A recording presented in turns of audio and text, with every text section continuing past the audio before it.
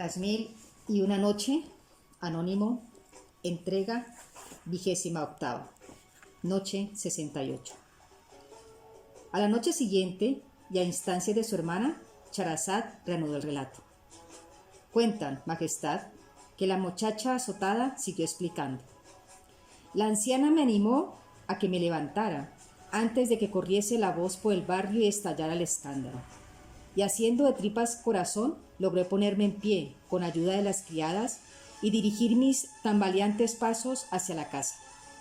Por el camino, la astuta vieja me recomendó que me hiciera pasar por enferma y me metiera en la cama nada más llegar, para evitar que mi marido se enterara de la lamentable circunstancia, y me dijo que ella se encargaría de curarme la mejilla con unos ungüentos y que en cuestión de 3 días me restablecería por completo y no me dejarían marca alguna en la cara. De hecho, yo me sentía muy débil a la par que desgraciada, y nada más entrar en casa me fui a la habitación, tomé un jarabe y me metí en la cama. Por la noche, mi esposo entró en la habitación y muy preocupado me preguntó qué me pasaba. Tengo jaqueca, mentí para que no se enfadara. Pero cuando se acercó con la vela en la mano y apartó la sábana, vio claramente la herida en mi cara. «¡Alá santo! ¿Qué es esto?», exclamó horrorizado. Y yo, atribulada, improvisé una patraña para protegerme y le conté que aquella mañana, cuando había ido al mercado, me había cruzado en una calle estrecha con un camello que conducía a un caballero, con una carga de leña, y una astilla me había rozado, produciéndome aquella herida. Entonces mi esposo se puso hecho una furia y gritó indignado que exigiría al valí que hiciera ahorcar a todos los camellos de la ciudad. Su reacción me asustó todavía más y quise enmendarlo diciendo que me había confundido y que no era así como había sucedido, sino que había alquilado un asno en el mercado y que, al tirar de él el asimilero, el animal había tropezado, me había caído y me había clavado un trozo de vidrio que había en el suelo. Pues juro que cuando salga el sol iré a ver al visir Gafar, el bermequita, y le pediré que haga ejecutar a todos los asemileros y renteros de la ciudad. Esto es una vergüenza, vociferó mi esposo fuera de sí. Imaginaos mi desazón, Majestad, al oír semejante barbaridad. La verdad es que no sabía cómo salir del atolladero en el que me había metido y le dije a mi esposo que me había confundido de nuevo, que ni se le ocurriera hacer semejante cosa, ya que no era ese el modo en que el accidente había ocurrido. Pues ¿cómo ocurrió? Por todos los diablos, bramó él con la mosca tras la oreja. Incapaz de levantar más embustes, me limité entonces a decirle que se fuera a dormir y me dejara en paz, que me sentía muy débil y ya no contaría más sino hasta la mañana siguiente. Encolerizado, como nunca le había visto, mi esposo dio una voz de mando y en el acto entraron en la habitación 3 esclavos negros que, sacándome bruscamente de la cama, me tiraron al suelo boca arriba y, mientras uno me sujetaba por los pies y el otro por los brazos, el tercero desenvainó amenazadoramente la espada. Y a continuación, ante mi horror, mi esposo le ordenó, con ella, que me atravesara y luego me partiera en trozos y los arrojara a los tigris, que, para mí, cadáver, fuesen pasto de los peces del río. Tal es el castigo que mereces al que traicionarme con el juramento has hecho, sentenció él airado. Y, en igual tono, añadió recitando: si la mujer que amo con otra me engaña, dejaré de amarla a costa de mi alma. Y le diré, alma mía, antes la muerte que compartir el amor de esta suerte. El esclavo, que había recibido la orden, no obstante, no la ejecutó inmediatamente, sino que me permitió que yo expresara mi último deseo antes de morir. Le pedí que me dejara hablar con mi esposo y con los ojos llenos de lágrimas y el miedo en el cuerpo, le supliqué que no me juzgara tan duramente por un pequeño error que había cometido inconscientemente, pues él era el único hombre a quien yo quería y su amor lo que más me importaba en este mundo. Pero él, inconmovible, me miró con rabia y recitó: dile a quien se hartó de nuestra unión y el amor de otro hombre aceptó, que si bien yo he sufrido más por su amor, lo que había entre nosotros se extinguió. Entonces yo contesté entre sollozos: ¿dices que me quieres y me dejas con los ojos abiertos mientras duermes? ¿Me abandonas a mis desvelos y mis lágrimas no te enternecen? La más gran fidelidad me prometiste y cuando obtuviste mi amor me despreciaste. Te he amado con la inocencia de un niño: no me mates, el amor contigo he aprendido. Mas su réplica fue: no dejo a mi amor porque de él me haya cansado, sino porque su terrible pecado me lo exige. Quiso que entre nosotros se interpusiera otro, y mi inconmovible fe no permite tal herejía. Era casi imposible hacerle desistir, pero en un intento desesperado por salvarme, junté todas mis fuerzas y declamé: ¿por qué me cargaste con este peso del amor si mi debilidad no soporta ni el de la camisa? No me asombra que mi espíritu se extinga, sino que mi cuerpo, a pesar de ti, resista. Tampoco estos versos le enternecieron. Al contrario, provocaron aún más su ira, y después de una ristra de insultos y maldiciones recitó: por otro amor me despreciaste, olvidaste lo felices que fuimos. Si me odias, me alejaré de ti y te dejaré como me dejaste.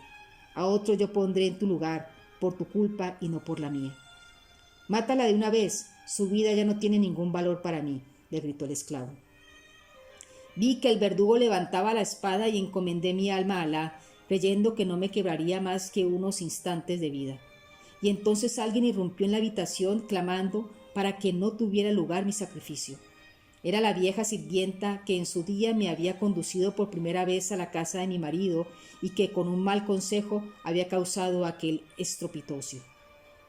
Llorosa y afligida, se arrojó a los pies de mi esposo y con grandes aspavientos le dijo: hijo mío, por lo mucho que te quiero, por la leche que tomaste de mis pechos, por todo lo que te enseñé cuando eras niño y por los años que te he servido, perdona a esta mujer, por favor, te lo ruego y te lo suplico. No cargues a tu conciencia con esta muerte. Piensa que eres joven todavía y que tienes toda la vida por delante. Piensa en lo mucho que sufrirás si te arrepientes. Recuerda que quien a hierro mata, a hierro muere. Y después de todo, ¿vale la pena que comprometas tu futuro por esta mujer? ¿Tanto significa para ti? Olvídate de ella, hombre. Déjala ir y aléjate para siempre de su corazón. Hazlo por mí, hijo mío. El discurso de la vieja nodriza fue más efectivo que los versos y todas mis lágrimas, ya que, al término del mismo, mi esposo paró la ejecución, ordenó a los esclavos que me soltaran y, algo más distendido, declaró que me perdonaba la vida, aunque, por la traición que según él yo había cometido, merecía un severo castigo. Y para cumplirlo, mandó a uno de los esclavos que me desvistiera y me azotara sin compasión. El sirviente así lo hizo. Me quitó la ropa y con una rama de membrillo me golpeó con ella de manera tan salvaje que perdí el sentido. Cuando volví a abrir los ojos no me encontraba ya en mi habitación conyugal, ni siquiera en la casa de mi esposo, sino en el vestíbulo de la mía propia. Al parecer, me condujeron allí mientras estaba inconsciente. Era un claro indicio de que mi esposo no quería saber nada más de mí. Pero en aquel momento mi principal preocupación era mi estado físico, que era penoso, por cierto. Todo el cuerpo me dolía a consecuencia de la fuerte paliza e incluso los huesos me crujían, y no digamos la espalda que, como pudiste comprobar, Majestad, me quedó marcada para siempre. Con ungüentos, pomadas y otros remedios fui curando mis contusiones y heridas, lo que me costó 4 meses de convalecencia. Pasado un tiempo, cuando me encontré con fuerzas suficientes, salí en dirección a casa de mi esposo, más que nada por la curiosidad de volver a ver el lugar donde se había torcido mi destino. Mas cuál no fue mi sorpresa al llegar al callejón y ver que la casa había sido derruida, y en su lugar había solamente un vertedero de desperdicios. Me quedé estupefacta, sin poderme explicar cómo había sucedido. Cabizbaja y pensativa, me fui entonces a casa de mi hermanastra, la que ha venido con las perras, y me desahogué contándole todas mis penas. Ay, hermana, ¿quién puede escapar a los golpes del destino? Nadie está a salvo de los caprichos de la fortuna, me contestó ella, y recitó muy circunspecta: la fortuna es así, ten paciencia. Hoy es la pérdida de la riqueza, mañana la separación de un amor. Seguidamente me contó lo que había pasado con mis otras 2 hermanastras, un caso realmente increíble y excepcional. Durante aquella conversación fue cuando decidimos que me iría a vivir a su casa. Así nos haríamos compañía y sería más llevadera nuestra existencia, y por supuesto sin que ningún hombre se metiera por medio. Nuestra otra hermana, la menor, vino a vivir también con nosotras más adelante, y hoy por hoy es la que se encarga de ir a hacer las compras al mercado. De este modo nos hemos organizado y no nos va mal las cosas. hasta que en la tarde de ayer vino a casa el porteador. Después aparecieron los 3 vagabundos y después, en fin, ya conocéis lo que ha sucedido a lo largo de la noche, Majestad. Y por lo que respecta a mí, no tengo nada más que contar. Que Alá os bendiga y os conceda larga vida. La luz del alba sorprendió a Charazad y ella dejó de hablar.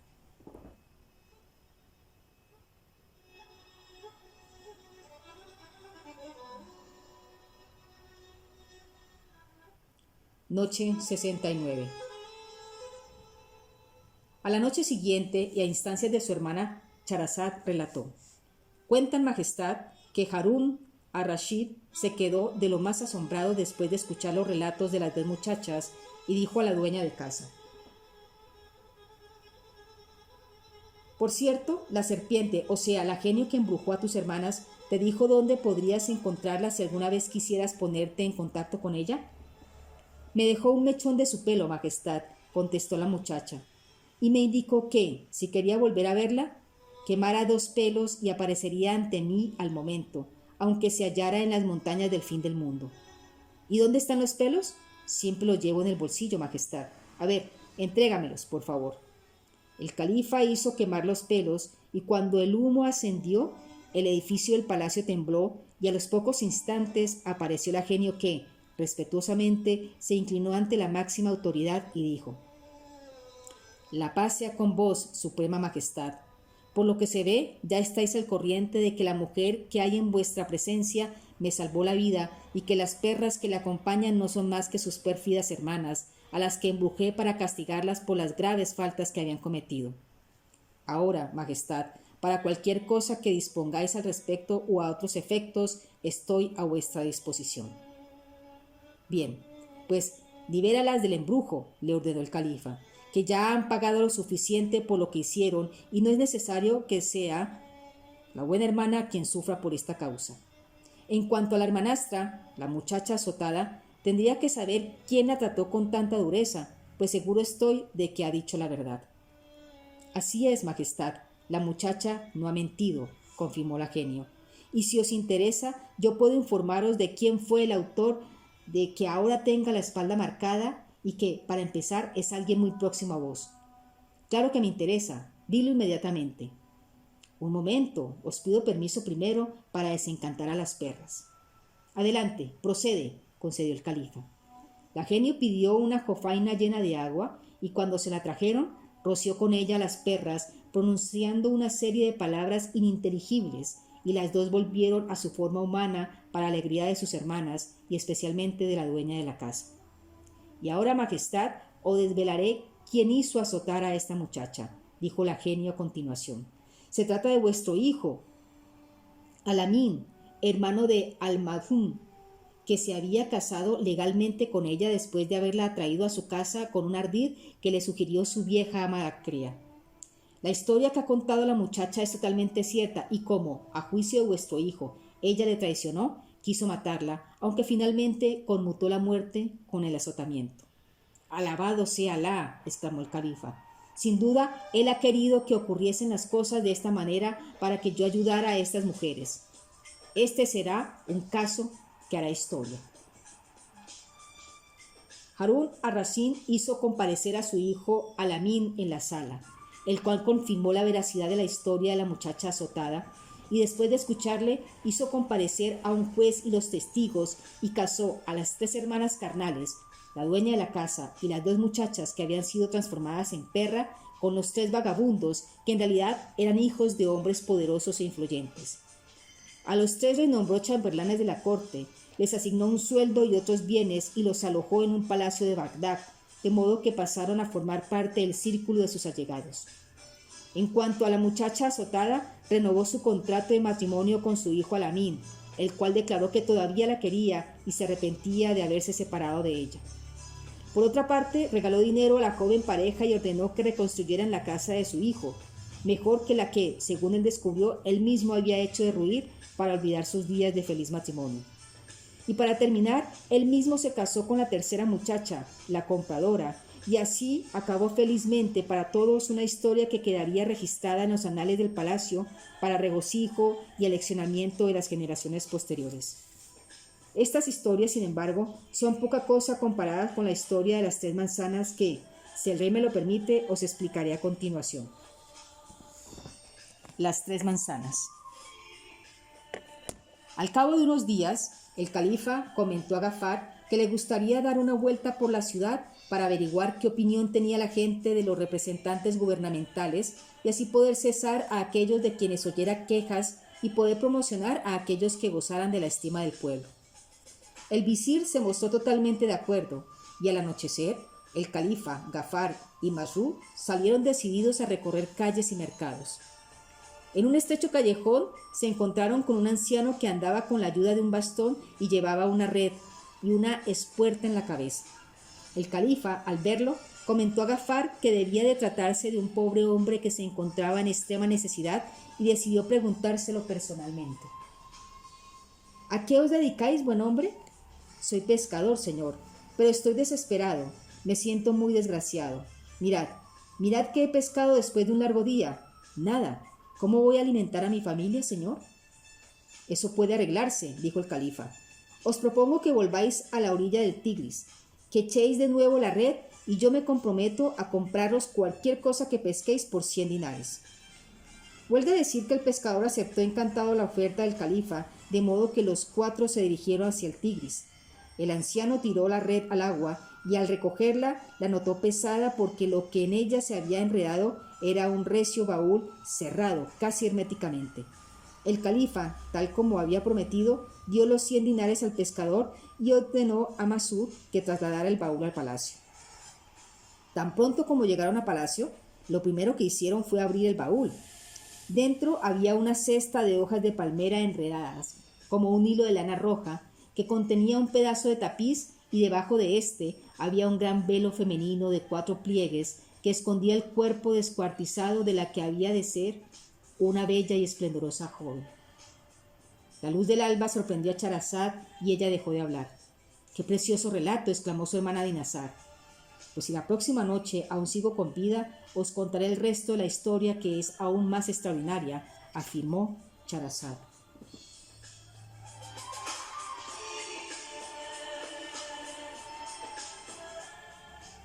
Noche 70.